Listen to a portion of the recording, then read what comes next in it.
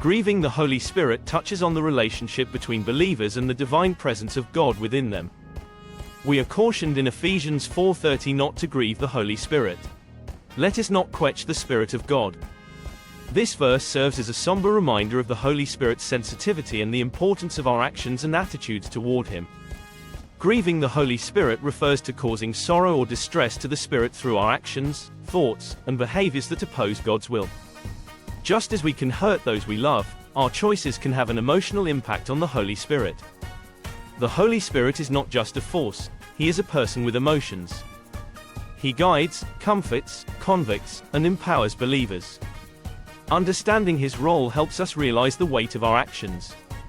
Engaging in sin, whether through anger, bitterness, or immorality, can lead to grieving the Spirit.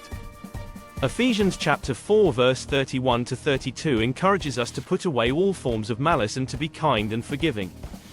Doubt and lacking trust in God can also grieve the Holy Spirit. When we fail to believe in God's promises or His ability to work in our lives, it can bring sorrow to the Spirit. Grief may arise from disregarding the promptings and guidance of the Holy Spirit.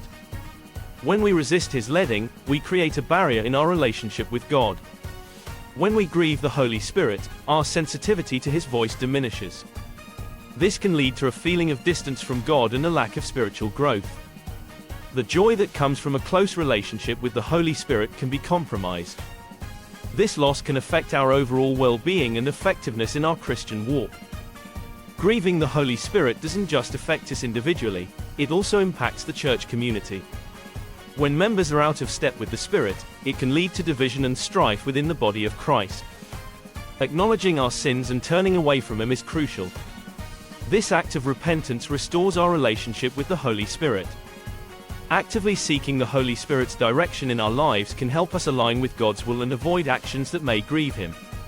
Embracing the fruits of the Spirit can enhance our relationship with the Holy Spirit and prevent grief. Grieving the Holy Spirit is a serious matter that requires our attention and care. By understanding the nature of our relationship with the Holy Spirit, by recognizing the behaviors that cause grief and actively pursuing a life that honors Him, we can live in harmony with God's presence in our lives.